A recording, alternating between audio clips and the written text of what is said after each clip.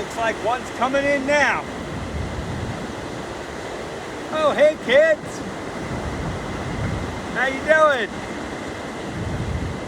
Just sitting here at my trusted telescope, taking a look out at sea, see if any ships are coming in. Just wondering what might be sailing in today on this post-Memorial Day Tuesday. I hope you all had a great weekend.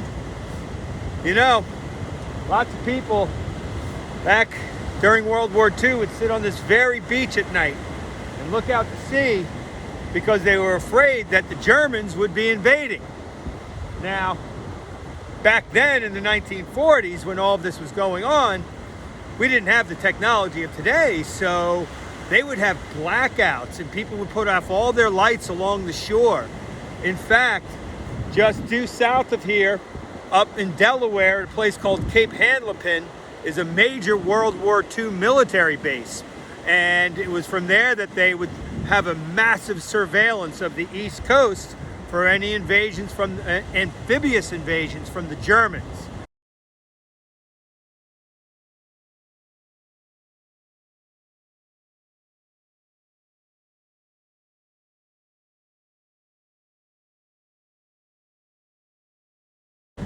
Now, you know, we didn't get immediately into World War II, sorry.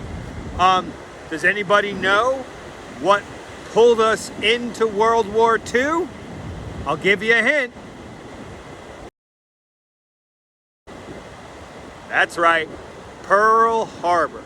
And that was December 7th, 1941, a day that will live in infamy.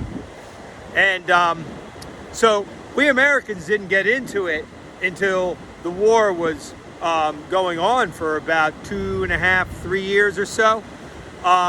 So as the 1930s progressed, there were many things, many issues that brought Europe back into a horrific conflict.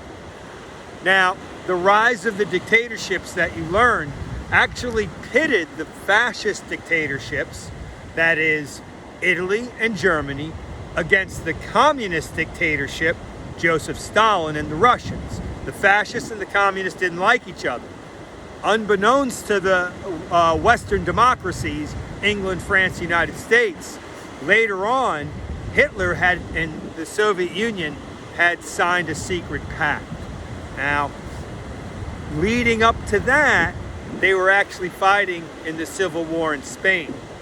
But the issues at hand that brought the conflict back was primarily the Treaty of Versailles and the inflicted punishment upon the Germans as a result of that, the problems of economic recovery, and ultimately the Great Depression. They all kind of combined and created this horrific situation where Nazi Germany rose in power with a very international aggressive program, and of course a horrific racist program, and the believing that there was a superior human race. And you know, we'll learn more about that as we read about the Holocaust. But for now, today, we're looking at the sea. It's a nice day, and we're contemplating, you know, what was the cause of World War II. And we couldn't say there's a single cause. And you'll also notice that many people make an argument that World War I and World War II were actually not separate conflicts. Rather, they were one long conflict starting in 1914 and ending in 1945 with a period of suspended hostilities where they were not actually firing upon each other, but they were still, the Allied and the Central Powers were still fighting against each other in one realm or another, or in one way or another, have it as you will. Anyway, put together this little video to suggest to you, you know, the rise of the dictatorships, the Great Depression, America's involvement in the war. All of these things I'd like you to be taken into consideration as you learn about the conflict, and perhaps one of the things I'd like you to keep your mind open to is what could have been done differently in the 1930s to avoid conflict again. There's an enormous amount of criticism about the people in the 1930s, especially the English leadership, a man by the name of Neville Chamberlain, who, when Hitler invaded the Sudetenland, the Czechoslovakian territory, he agreed to let Hitler have it. And what that's called is appeasement.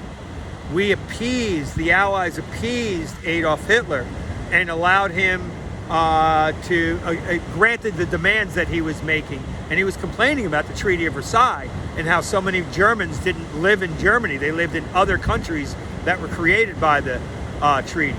So in the 1930s, as the conflict became more and more likely, rather than saying, Hitler, stop it now, we'll declare war on you, the democracies appeased Hitler. There was one man in particular that refused appeasement and condemned it to the very beginning. And that man is Winston Churchill. And I'll be talking about him at another time. Anyway, back to my telescope, and I think I see one coming in now, so I want to get right back to this. Have a great day.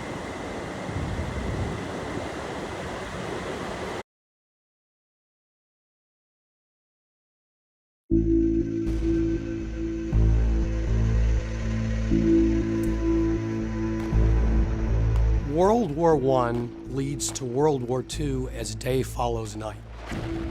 By the end of World War I, everybody is looking to get advantage. World War I didn't really end in 1918. It brutalized an entire generation of Europeans. It brutalized an entire generation of people around the world. And it made them realize that war on this scale was not only possible, but actually thinkable. There's a wonderful, wonderful political cartoon where the fat politicians and generals are walking out of Versailles, and there's a little tiny boy and he's crying in the corner. And I'm not kidding, he says, I'm cannon fodder for 1940. They knew, anyone with half a brain knew that the Treaty of Versailles was essentially the starting gun for the Second World War. Essentially what happened is that you create such an unstable economy and so much animosity between nations that you're just seeding the field of war to rise and grow again. A lot of the anger, animosity, resentment that fuels the rise of the National Socialists of Adolf Hitler in Germany can be directly tied to that. It would be difficult to argue that that's simply propaganda that's utilized by Adolf Hitler. These were very difficult terms for the German people to handle. And it creates this bunker mentality, this us against the world mentality that ultimately will play out in Hitler being able to create a program that appeals to that sentiment.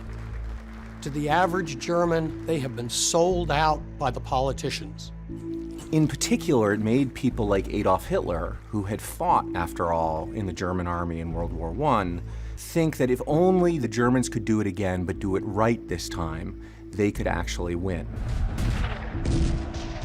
We call it World War I, World War II, but it's really two different stages of one global conflict. Just happens that people put their arms down for a 20-year period, and then they went back to fighting again.